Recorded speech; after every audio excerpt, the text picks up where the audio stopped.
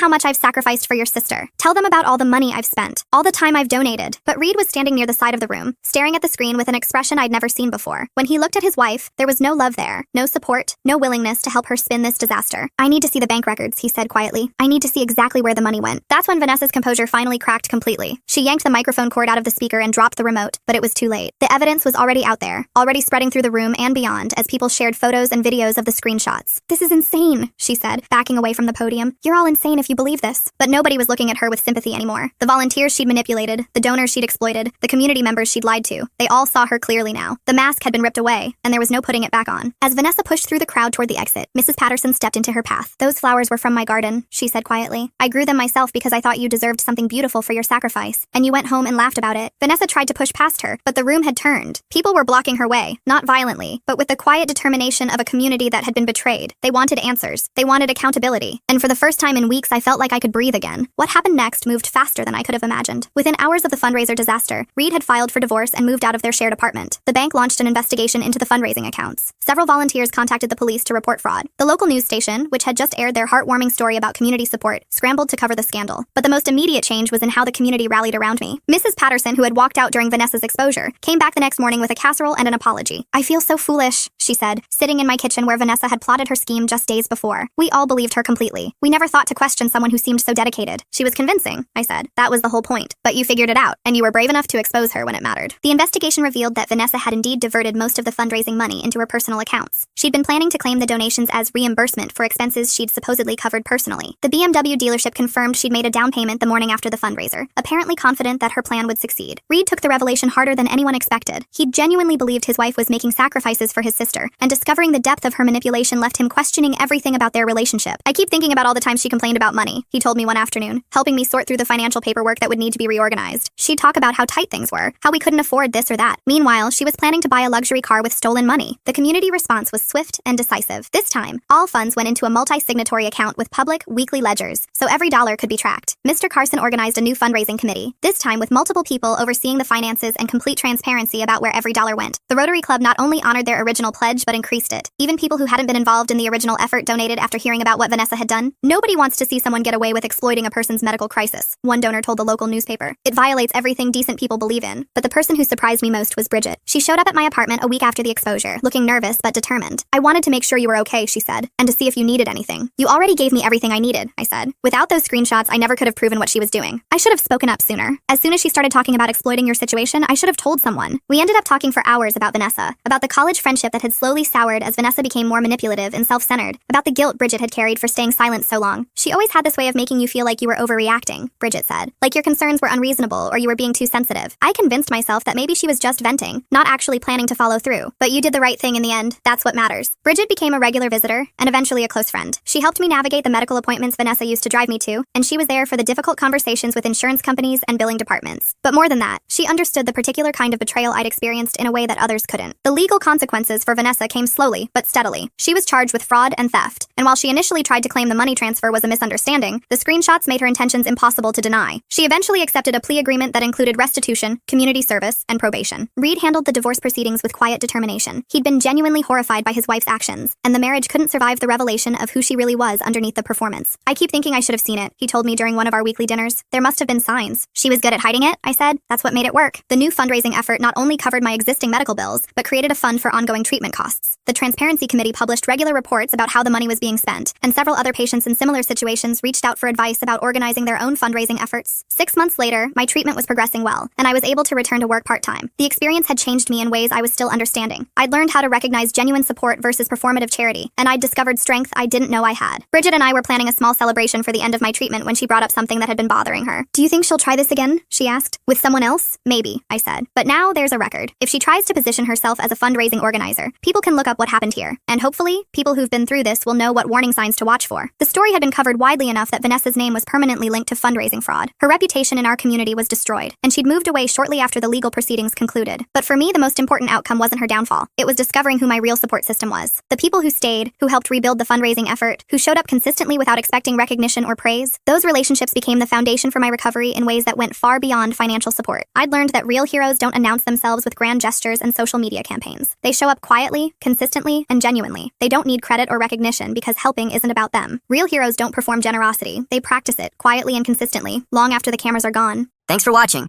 Don't forget to subscribe, like, and drop your favorite part in the comments. See you in the next one.